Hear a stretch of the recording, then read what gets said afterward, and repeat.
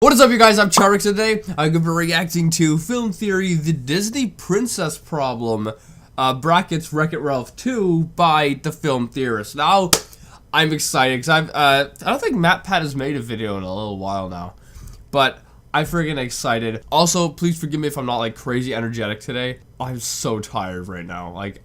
I don't feel tired. I feel like I have energy, kind of, but my eyes just want to sleep. So there's that. But anyway, with that being said, the original link's in the description. Make sure you guys go subscribe to The Film Theorist. Without any further ado, let's begin.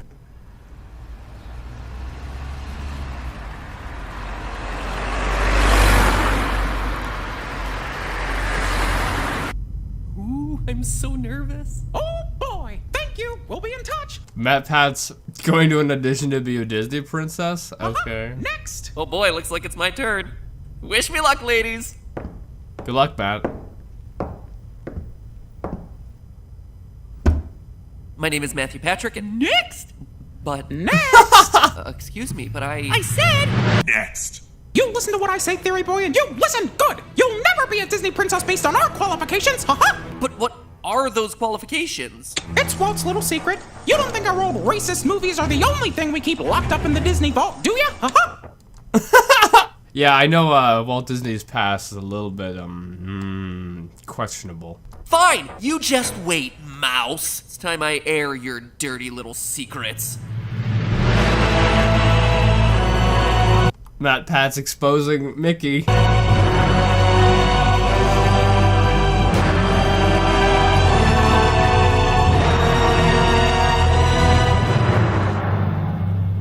Hello, Internet! Welcome to Film Theory! Today I look at one of the most twisted and cutthroat cinematic universes ever conceived, the Disney princesses. All to answer one burning question that we all never thought to ask: what allows you to qualify as a Disney princess? Now, that may sound like it's a stupid... Alright, this is kind of a side note, but I want to point out that intro was very well done. Wait, this is still part of the intro. We haven't gone through the theme song. Or are they not doing the theme song? You can't not do the theme song. Question: you're a princess who happens to be in a Disney movie, duh. But the answer actually is nowhere near that simple. You see, despite me going to Disneyland hundreds of times and constantly being the old creepy dude who waves enthusiastically to all the princesses as they parade past, what actually got me started down this little vision quest of mine was the trailer for Wreck-It Ralph 2, Ralph Breaks the Internet. Alright guys, so I'm editing the video right now, and yeah, there still hasn't been an intro. There isn't an intro. What kind of film theory video doesn't have, you know, the classic intro? I don't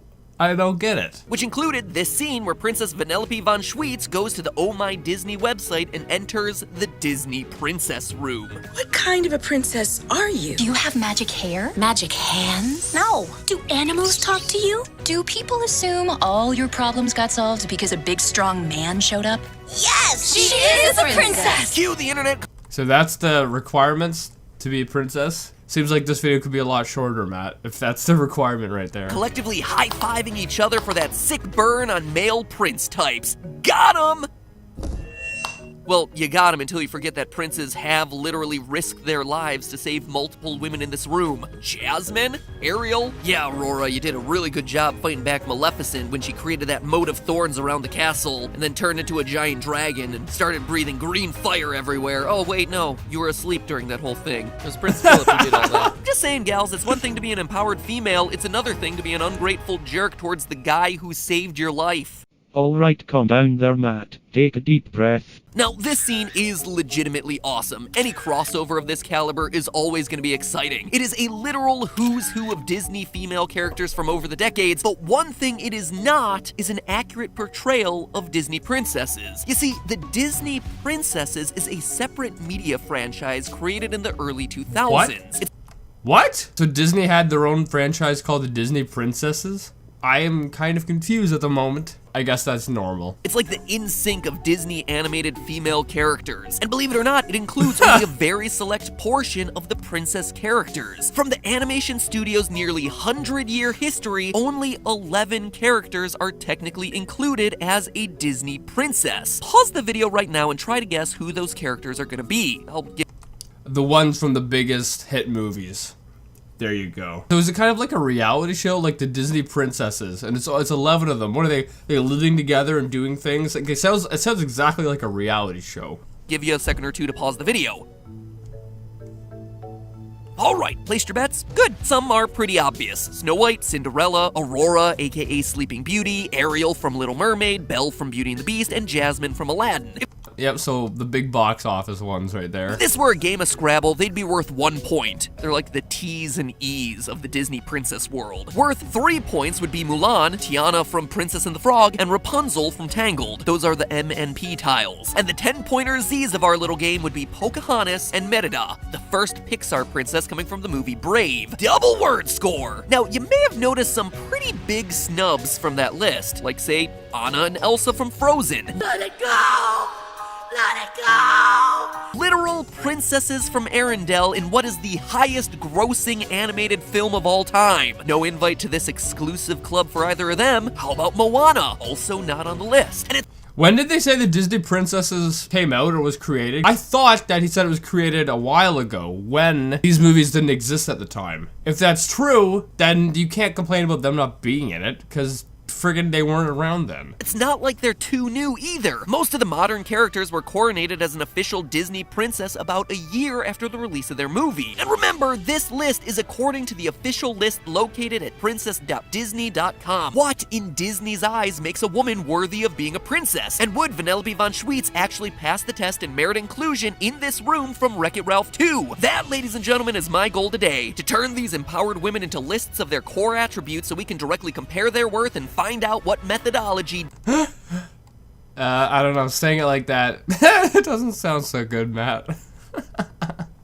Disney is working with to determine their merit. We're gonna have to reverse engineer things by seeing who's included, who's excluded, and then figuring out what attributes unite those two groups. Now, as I just mentioned, the exclusion of Anna and Elsa from this group shows that not all princesses in Disney movies go on to become Disney princesses trademarked. But that leads to the question, are all Disney princesses trademarked actual princesses in Disney movies? In other words, are they either the daughter of a king or queen, or are they married to a prince? Well, of the 11, 9 of them are easy. Yes, but 2, Pocahontas and Mulan, require a bit more digging.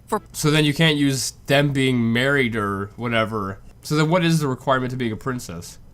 I don't know. And when did the Disney princess thing come out? Pocahontas, her father, I hate these moments when I copy-paste a hard name into a script and then come across it later in the recording closet, suddenly remembering that I have to pronounce the darn thing. Her father, Wahun Senakawa, was a powerful chief. Oh, that's not bad. Senakamaka. Was a powerful chief of the Senakamaka Confederacy. So she's the daughter to a high-ranking ruler for lack of a better term, which would seem to qualify her as a princess. However, there's a wrinkle here. Pocahontas' tribe didn't have patrilineal inheritance, which means that Wahoo Senakawa's sister's children would be— Oh, is that a Photoshop face?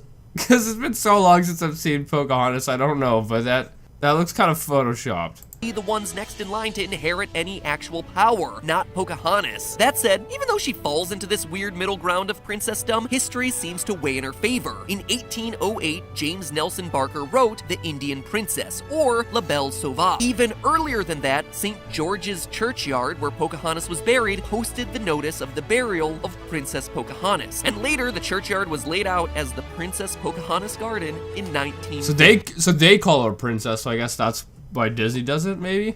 So even though it does fall into a bit of a middle ground, consensus does seem to say that Pocahontas can qualify as a princess. As for Mulan, well, not so much. If you're judging her by her main movie alone, she technically doesn't qualify at all. Remember, Mulan is a commoner who enlists in the Chinese military to protect her father. Nothing about that qualifies you for the technical definition of a princess. You're just a hater, Matt. Do you know what I do to haters? I dag on them. It's not until the direct-to-DVD sequel Mulan 2 where, if you squint really hard at it, she becomes a princess for like maybe 5 minutes. You see, Mulan is hired to— So then why— yeah, that's really weird. Why would she be in it and not Elsa and Anna from Frozen? Because they're princesses in it, right? Like, straight out of the gate, but Mulan isn't really. escort 3 of the Emperor's daughters to be married off to 3 princes. Historically speaking, these guys would be better classified as warlords, but it's He's using a finger trap.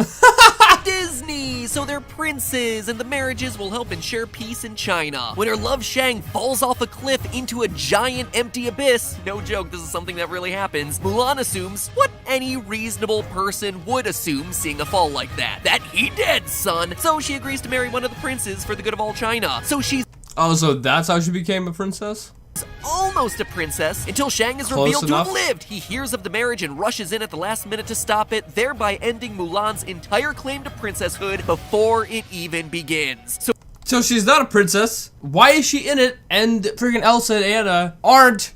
Now you got me going, because this makes no sense. Mulan? No, not a princess. Almost, but not quite. So Mulan really proves the lesson here that being an actual princess doesn't matter for qualification into this elite group. And if you want a real nail in this coffin, Mulan was included in the roster of Disney princesses back when the group was first created in 2000.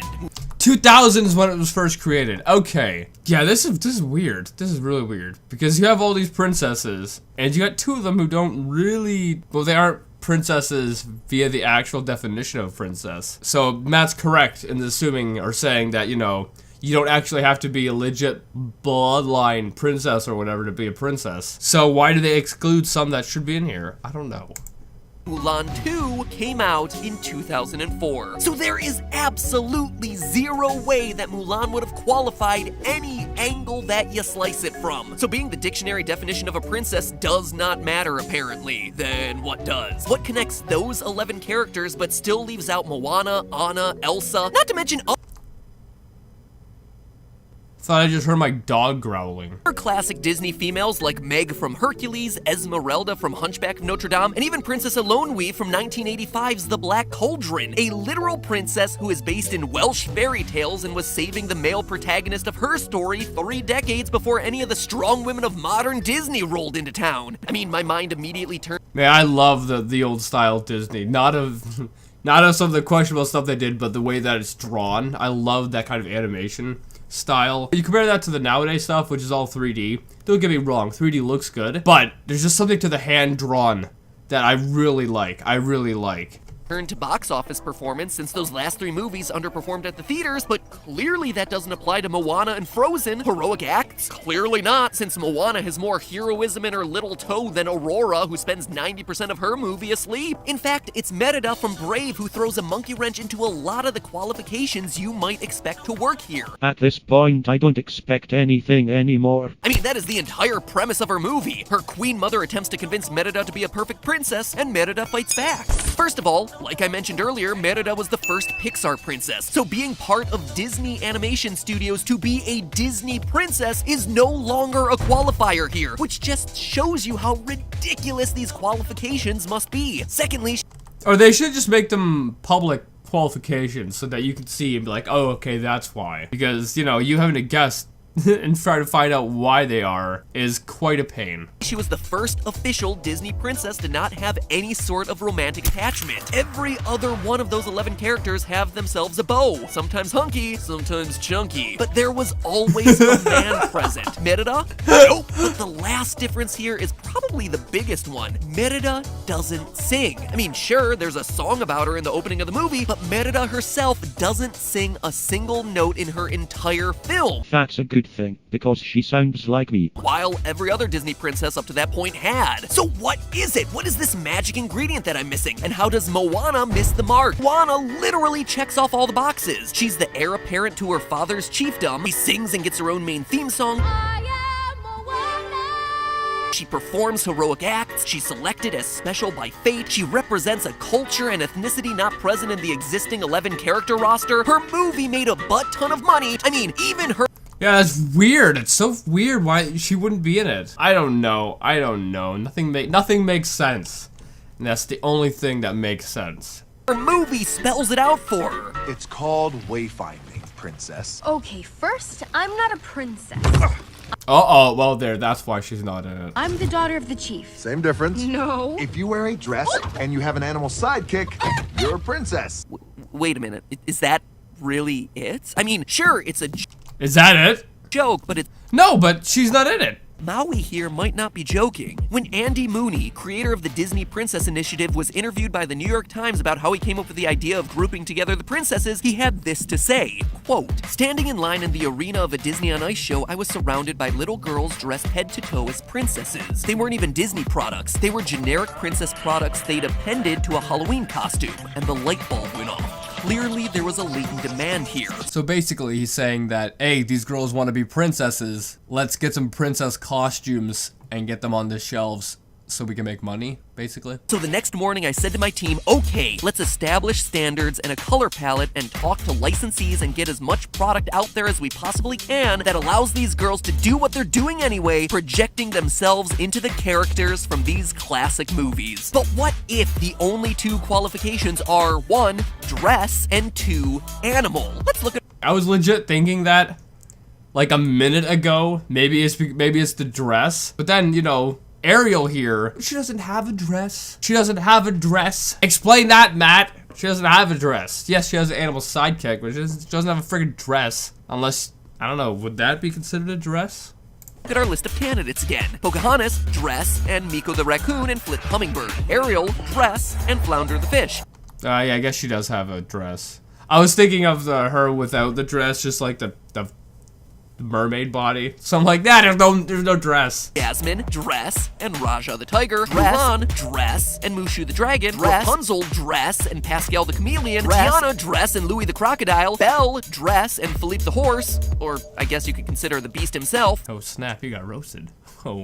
Oh snap, he got roasted! Cinderella, dress, and her mice Jacques and Gus. Snow White and Sleeping Beauty, dresses, and general woodland creatures. Merida, dress, and Angus the horse. And now let's look at that excluded list. Meg from Hercules, no animal. Princess Iolani from Black Cauldron, no animal. Esmeralda from Hunchback, okay, she's got herself a dress and a goat, but she's also an outlaw who's treated as an object of sexual desire by the men in the movie, so she's got a couple other things working against her in this qualification. Anna and Elsa, sure, they have Olaf, but he's technically not. He's not an animal, he's an object that turned creature?